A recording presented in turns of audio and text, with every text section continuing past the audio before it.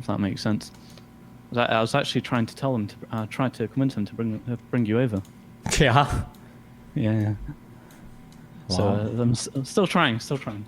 Okay. What's happening with your trip? I pretty sure I've narrowed it down. I don't think Blunderbox doesn't want to be precise on dates because of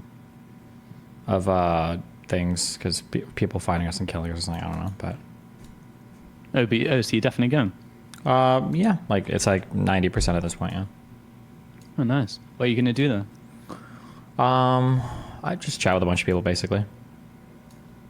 So where are you going to go into? Where are you going to go to? Are you going to go to you can enter the West Bank or?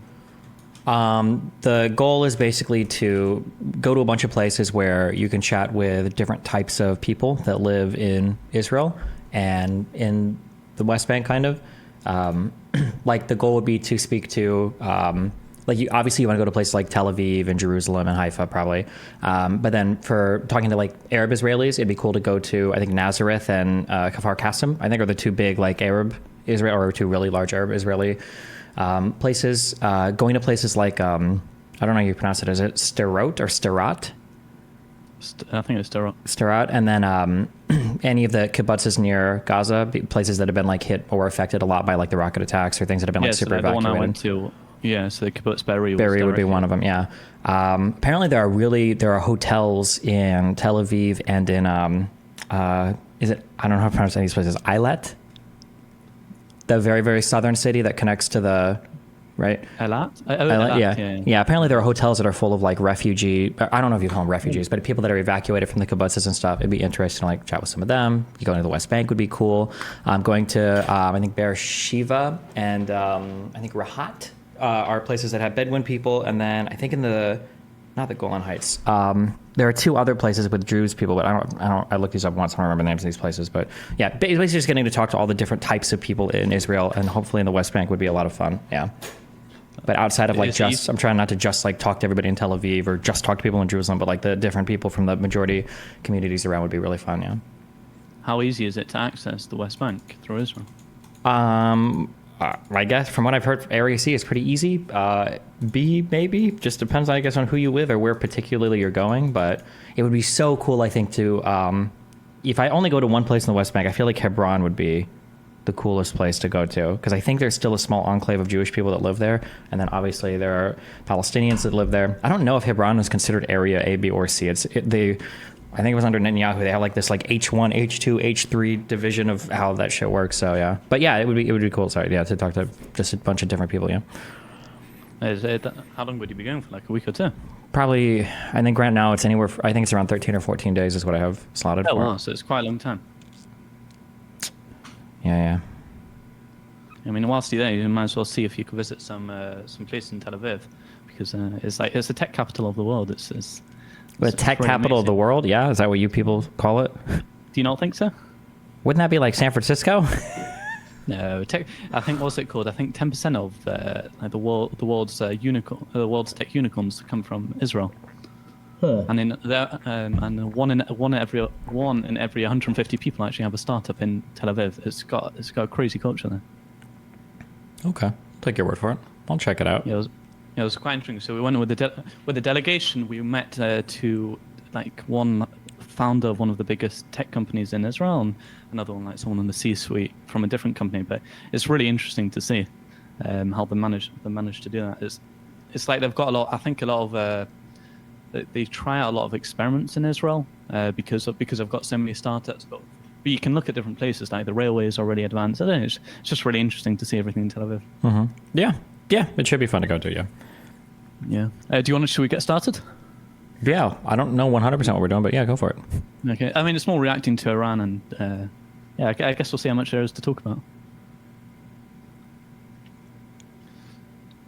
Okay, so I'll get started now. Last night, Iran attacked Israel with over 300 missiles and drones. Israel, together with their allies, managed to shoot down the mass majority of them. I think over 99% of them were shot down. But now all eyes are on Israel as they decide what to do next and how they're going to retaliate. Today, I'm speaking to political commentator and live streamer Destiny to discuss this. Welcome, Destiny. Hey, what's up? So let's talk about what happened in Iran. So I think we actually need to go back 2 weeks to properly discuss this. So on the 1st of April, Israel was reportedly Israel, but there was an attack on Iran's embassy in Damascus, which is in Syria.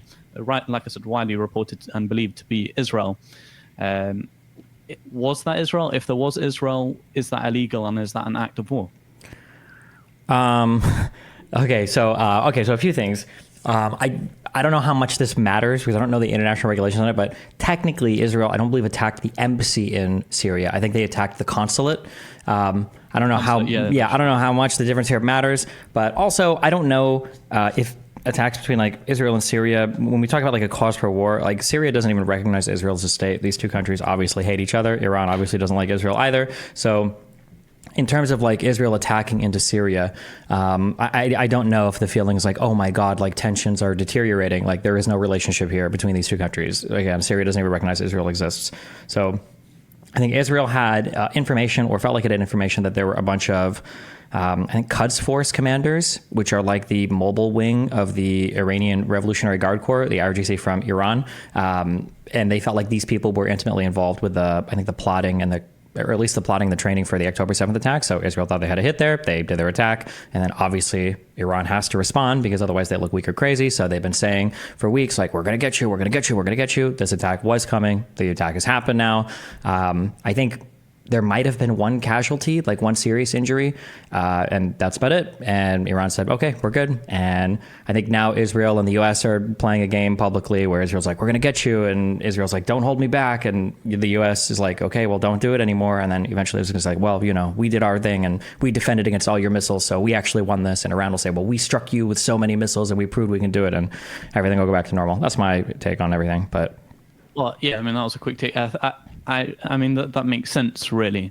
But I mean, first of all, I was just looking at the missiles. Just last night when I saw the missiles, I thought it was crazy how small the attack was. When I was in Israel last week, as soon as I got into Israel, and as soon as I got in, I went into a taxi, and the taxi driver told me, you've got to watch out for the next week. There's going to be an attack by Iran. And everyone was just so cautious the whole time. There's going to be an attack. And then this happens. It feels like after all that build-up, it's just nothing, really. It wasn't much. Yeah, it's funny now, like having done all the historical research in the region, I think that like the saber rattling is important. You have to message to your people that like, hey, look, like they did a bad thing to us and we're really going to get them. And Iran has done this before with the United States as well. When we killed Soleimani, they did the same thing, except I think they accidentally blew up one of their own planes, unfortunately. I shouldn't laugh at that. Actually, that was a tragic accident. Yeah, I mean, like they have to saber rattle to show that they're not going to tolerate when their people are attacked, and they've got to send a message to Israel and they're going to attack. But I mean, like Iran isn't really trying to do a massively escalatory strike that's going to kill hundreds of Israeli people, because then that would invite Israeli counterattacks, and really nobody wants that. Like people are comfortable right now in the kind of the proxy warfare area that they're in. Iran likes to support their foreign proxies, Hezbollah, whatever groups they have in Syria, Hamas, and Israel probably more prefers a contained conflict that's not spiraling out of control, because there's just too many players in the region that already don't look favorably upon Israel. So I feel like any escalation is probably not going to be very favorable to them. And the United States is already like, we're on the verge of re-election. Biden doesn't really want Netanyahu and Israel doing crazy shit. So I don't think it's really in anybody's interest here to continue to escalate things. So, yeah. So, I mean, yeah, so you're saying all of that, but at the end of the day, you look at Iran's attack, really, and it's just, for me, I laugh at it. I know they have to do it to prove to their people that, okay, we're going to strike back. But was it one person was injured, and that's very sad. That one person too many. Like a Bedouin child or something. Yeah, a little girl. Yeah, I think 7 or 10 years old. It's in very, very serious condition now. Exactly. But after all of that, after all this week, so 2 weeks of just we're going to attack you, and after all of that, it's just this. It feels to me almost like an embarrassment. I mean, it's not an embarrassment. It's all purposeful, right? This is like the theater of I think politics is. Iran has to strike back. Otherwise, you can just kill Iranian military people with no repercussion. And they have to, and the government needs legitimacy amongst its people. We can't be hit by Israel and not respond. It would be horrible. But the attack can't be so huge that it invites an Israeli response, because I don't think Iran, I'm admittedly not as informed on their like local military powers, but I don't know if Iran is like ready for like an actual full scale war between it and any other country, especially if other people like Saudi Arabia were to get involved. So yeah, it just has to be like, I'm going to get you, I'm going to get you, I'm going to get you. And then they